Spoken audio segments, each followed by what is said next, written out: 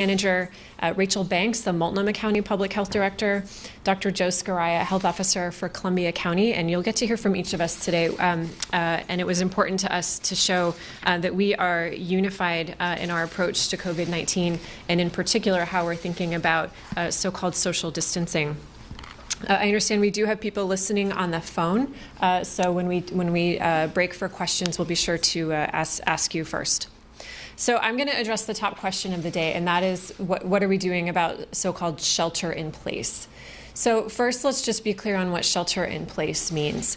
This is an emergency term for the public that means stay home, don't go out, basically lock down because the danger is passing through. It can be used for hurricanes, it can be used for nuclear fallout, and it's typically used for something where you think that the danger is going to pass by in a matter of days. People are using the term shelter in place to refer to different approaches to social distancing around the country, and in particular this notion of ordering people to stay home and only go out for their essential needs, which would be, of course, food, childcare, if they're essential workers.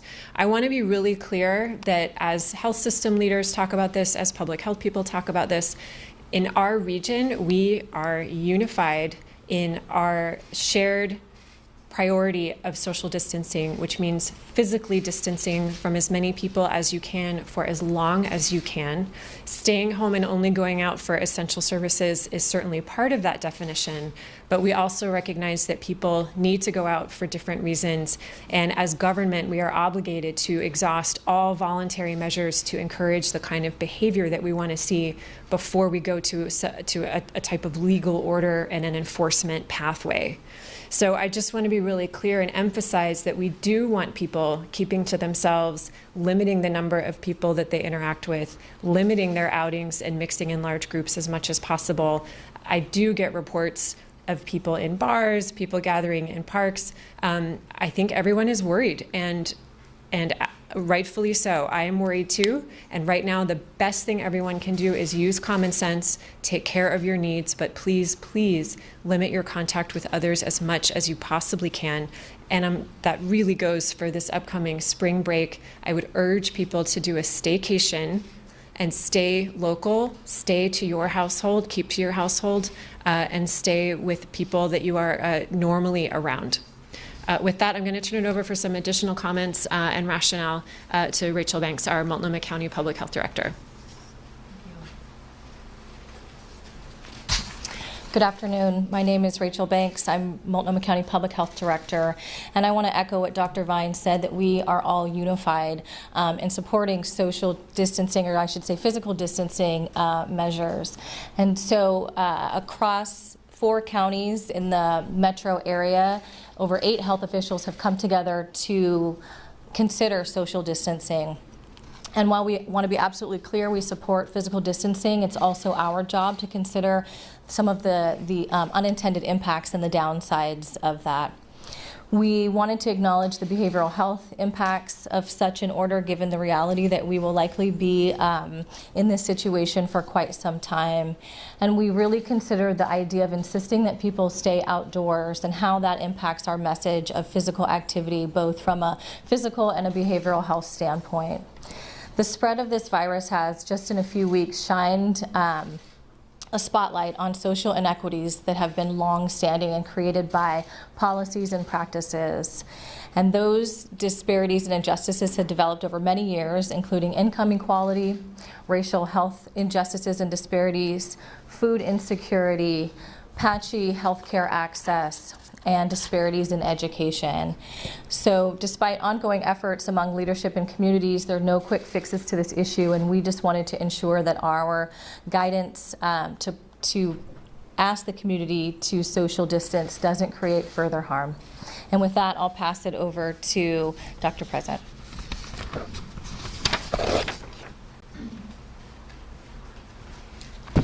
I am Dr. Sarah Present, Deputy Tri-County Health Officer and Health Officer for Clackamas County. I wanted to just take a quick moment and describe some of the details that we've been getting questions about. Definition and enforcement of essential outings is really difficult, and it risks spending time that we can be better spending on efforts to really prepare our health systems and provide essential services to the individuals and families that we are already grappling with the sweeping measures to limit gatherings and close school, businesses, and buildings. We really encourage all Oregonians to think about what is essential to them and limit your outings, limit your exposures to others as much as is feasible and possible for you. We also really want to acknowledge the behavioral and mental health effects of such an order, given the reality that we will likely be in the throes of this pandemic for the next several weeks, if not months. The idea of insisting that people remain indoors as our weather in Oregon improves goes against what we know about the physical and behavioral health benefits of being outside, especially in times of stress. The risks of transmission outdoors is considered very low and likely incredibly minimal if you follow the 3-foot rule while you are outside. In regular times, we know that social isolation in the home is of particular concern for certain communities, including rural communities, immigrants, refugees, and communities of color, as well as our elderly and our youth. We do not want to risk people feeling trapped indoors or afraid to fill their essential needs. So as long as you can maintain the 3, if not 6-foot rule, we encourage you to enjoy the sunshine, get your physical exercise that will help your overall health and well-being through these stressful times. And now I'll pass it over to Tricia Mortel of Washington County. Good afternoon. Thank you. I'm Tricia Mortel, Washington County Public Health Manager. Our public health workforce has been committed and actively working to help those diagnosed with COVID-19 in our community. Our staff continue to work 7 days a week to slow the spread of this illness. We are supporting families who are in isolation. One way we are doing that is supporting basic needs of our families by delivering food for those who need to stay home. And we are collaborating with dozens of community-based organizations to meet the needs of the most vulnerable in our community. We know that physically distancing ourselves from others is isolating and can be damaging to emotional well-being. So like all the other counties, we are actively pushing out messaging and ideas about staying socially connected in creative ways. Public Health and our Chair, Catherine Harrington, would like to thank the Washington County community for implementing physical distancing recommendations and requirements required by the governor.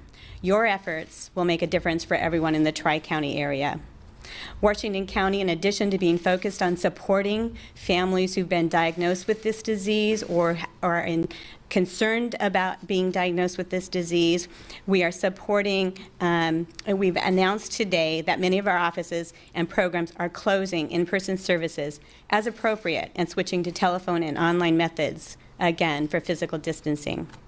We're assessing economic impacts to individuals and employers and developing strategies to provide support and assistance. And like everyone else, we're addressing stigma and racism by promoting and delivering positive messages. We're in this together as a community.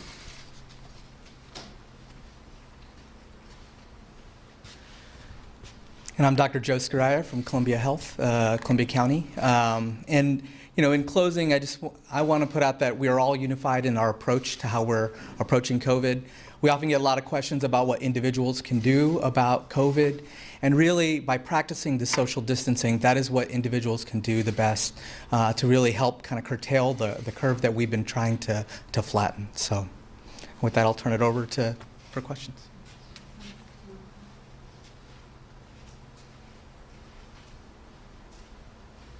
Thank you all. It's great to have our full regional group here. We're often teleconferencing, so we're practicing social distancing today, but it's a real pleasure to have them here in person and for you all to get to hear from them directly. I think we're going to open it up to questions. I've been instructed to start with the phone. So does anyone on the phone have a question for anyone who spoke? I hear a voice far away. Just turn up the volume. Krishnan from the Oregonian. Yes, I can hear you. Hi. Oh, okay, great. Hi.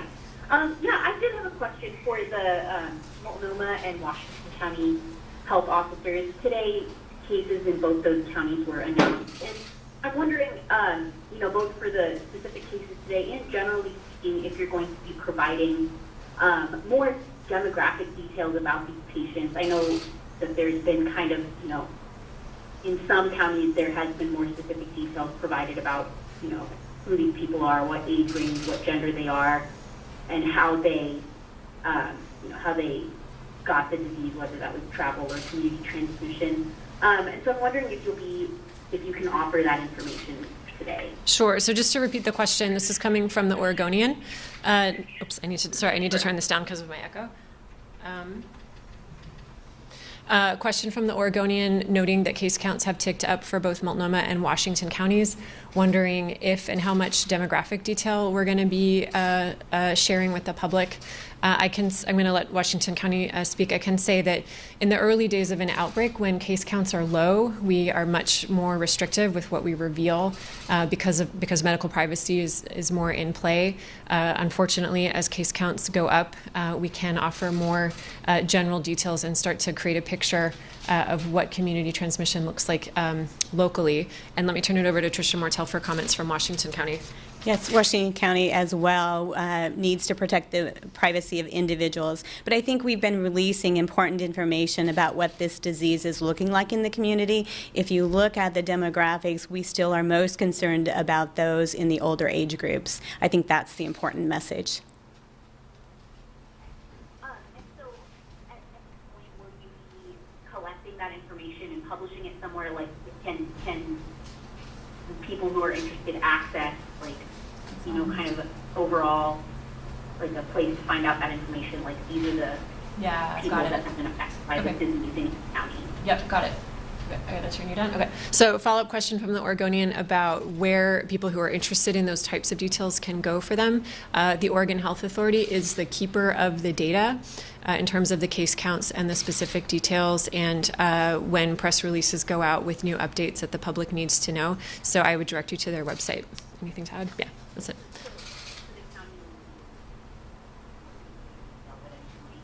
Correct. In general, the counties will not be releasing specific details about their cases. Thanks. Any other questions on the phone? I have a question to say with K2 News. Okay, K2, go for it. Okay, so we're learning about infected people with no symptoms who have spread the coronavirus in different reports. Can you guys talk about asymptomatic spread and if this is a concern in this community? Sure, I'm going to turn you down so I don't echo. I'll repeat your question. So the question from K2 was about reports of asymptomatic spread. That means somebody who's not showing any cough or respiratory symptoms, who is testing positive for the virus and who is thought to potentially be able to transmit the virus to someone else. We know that science is out there for people who I guess we could call carriers of COVID-19. It's unclear to what extent they play a role in disease transmission. I think we have to assume they play some role in disease transmission, given how quickly this virus has spread. That said, we continue to focus on people who are coughing, sneezing, and spreading those virus-laden droplets to their closest contacts. Dr. Vines, can I ask a question? Yeah, there's a question there. What's the main takeaway that you want the public to know today? So today, the main takeaway for the public is that we, at this point, are not doing any kind of quote-unquote lockdown or shelter-in-place recommendation from a public health COVID-19 standpoint. That said, the spirit of that approach that other communities have taken, we fully share, which is that people should be staying home and should be staying away from others as much as they possibly can. What do you make of the city of Portland drafting a shelter-in-place policy and possibly implementing it despite county resistance? I can't speak for the city. I can understand the urge for elected officials who feel a huge responsibility. Oh, I'm sorry, I'm supposed to repeat the question. The question was my response to the idea that the city had drafted a shelter-in-place order despite a different direction from public health. So I was saying that I understand our elected officials feel a huge responsibility to protect this community. They have heard clearly that measures to prevent spread, they need to be early and they need to be big. So they've clearly heard us on that. I think our messages have been clear that we are expecting a lot from our community now in terms of staying away from other people and keeping to themselves as much as they can. So I think at this point, again, we are obligated to make sure that we have put in place whatever it takes to get people to voluntarily do what we ask them to do from a public health standpoint before we get to the point of an order of the type that the mayor drafted. I have a similar question. So what would it take for you to recommend a shelter in place? Is it what you kind of hinted at, like if people are not following these guidances that you're suggesting, that's when you would probably recommend it? So follow-up question is, what would it take to put in place a shelter-in-place order? I don't think we have a defined threshold for that. Again, the situation has moved very quickly, and it was a matter of weeks ago that we never dreamed we would close schools, and now, of course, schools are closed. So I think we have to stay open to all the tools that we have. I think we have more work to do. I think there are more areas where people are gathering, where we need to get the message out, and in particular around spring break and young people. So please, those of you with a media platform, urge people, young people especially, who are gathering and going about their lives. We really need them to hear us and to be keeping to themselves and to be keeping to very small groups and not mixing with other people. Nigel Jacobs, hello? Nigel Jacobs from Multnomah. Could I ask what the county knew about the Fred Meyer at 66th and Gleason having 2 infected workers? What did you know and what did you do about it, please?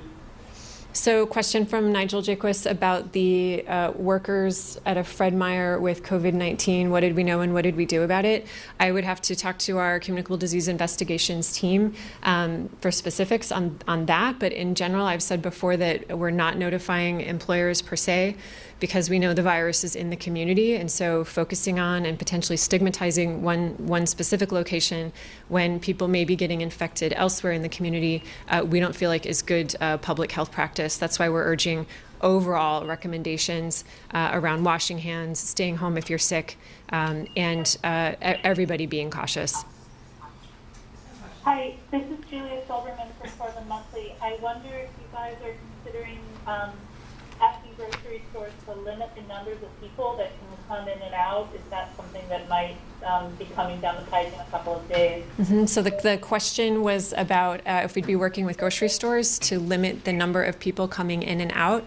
I think my understanding is some local grocery stores have already taken steps similar to that, and I think that is certainly the kind of thing that we would like to do, again, to encourage people to spread themselves out, to limit their contact with others, and most of all, to make sure that they're meeting their essential needs in a safe way. Are you guys considering shutting down public transportation at all, or limiting that to different hours? Is there something that can be done there to describe?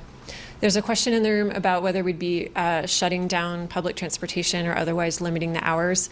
I would say I've had direct conversations with leadership at TriMet. They are committed to doing the right thing, keeping their workers safe and keeping the public safe. When we did the mass gathering ban and subsequently closed schools, we know that their ridership went way down. So we are understanding that buses and MAX trains are much less crowded. We've also emphasized that buses and MAXs have doors opening and closing frequently, which creates for good airflow. And again, we're encouraging everybody to stay home if you're sick. And again, today we're saying please avoid anything that's non-essential. You really should not be out and about. The CDC mentioned that young people, I thought I had read that one of your professionals just mentioned that young people were getting COVID-19 at 48% or some percentage like that. I don't know if young people perceive this as something that they're getting. So how do you, if you're not releasing details on these people who are sick, how do you get that message across to young people? Right, so question in the room about recent Centers for Disease Control report citing that a surprising number of young people are among those hospitalized among the known cases of COVID-19, and how do we get the health message to those young people who may not perceive that they're at risk?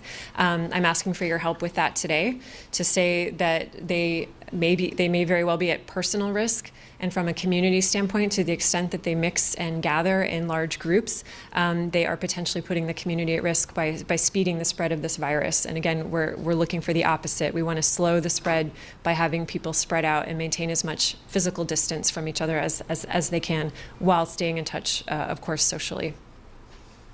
I think, did we have another question from the phone? Okay. This is Catherine with K2 News. Can you hear me? Yeah, okay, yep, K2 News, all you. Okay. Yes, Governor Newsom announced today that he predicts that 56% of Californians will get the coronavirus. What do we know about these statistics? What are we concerned about in Oregon being a neighboring state? So the question is about the California governor's prediction that 56% of Californians will get the virus, and how is that affecting our planning as a state? Yeah, that's the question. Okay. Okay, so I know that's a question for the Oregon Health Authority, who's leading with OHSU and other experts, including from Multnomah County, leading the modeling components of this work to understand disease spread, to understand how quickly it's spreading, and to prepare for the numbers of people we think are going to need hospital level care or higher. So I can't comment right now on what the California governor's statement means for Oregon. I'll be looking to our state to help us understand where we are in this outbreak and what may lie ahead. Thank you. This is Alex with the Portland Mercury. Can you hear me? Yes, Portland Mercury. Great, thank you. I just wanted to double check. It really sounds like public health officials' definition and your definition of social distancing right now is really similar to how the city of Portland and other jurisdictions' ideas of sheltering in place is. It sounds like there's maybe a definition issue with what other, if there's a storm or a national disaster, kind of how social distancing or how a sheltering in place is used in that term. But would you say that your recommendation for social distancing is pretty much in alignment with how the city's understanding sheltering in place right now? Yeah, so the question is whether our local public health definition around sheltering in place is aligned with the city's understanding, and I would say yes, it is. And we do also have to allow for people needing to go out to meet their essential needs. We need our healthcare workers to be able to work. We need people to take care of their children so they can work. So again, with some exceptions, we are asking anybody who can to please stay home and limit contact with others. Thank you. This is Julia Silverman again from Portland Monthly. This is a question for Columbia, Clark, Washington, and Clackamas counties. Are there any efforts underway to set up donation sites for personal protective gear in your counties? Donations. Oh, don't. Could you repeat the question? Could you repeat the question? Sorry.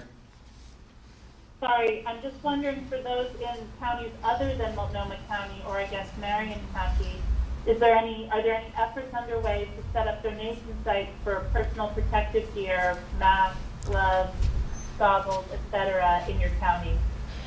Thank you for the question and for the work you're doing. It's okay. This is Sarah Present, Health Officer with Clackamas County. The question is, outside of Multnomah County, is there any effort to set up donation sites for personal protective equipment, which includes masks, gowns, gloves, and face shields like goggles? We are actually streamlining all of those requests through the Oregon Health Authority. They are working together with all of the counties in the state to work on shortages and needs around personal protective equipment, and donation sites will also be coordinated through the Oregon Health Authority. You should see more about that on their website very soon. Thank you very much. I have a question. Are hospitals already filling up? You know, we hear about people who test positive for COVID-19. We hear about the people who die. In the middle there, are there people who are critically ill already filling up our hospitals, and what can you share on that? Yeah, so question in the room about whether ill people are already filling up our hospitals, and this is Jennifer Vines, Multnomah County Health Officer speaking. I'm in regular touch with our health systems to monitor exactly that. They are not feeling the strain. I think people are getting the message that if they're mildly ill, they need to stay home. I know a lot of outpatient providers have set up telehealth visits, so I see everybody getting on board with what needs to be done to keep our hospitals functioning, and I'm very glad to say that at this point, they seem to be functioning well.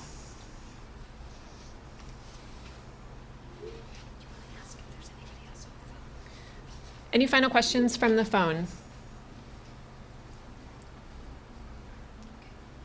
Okay, any final questions in the room?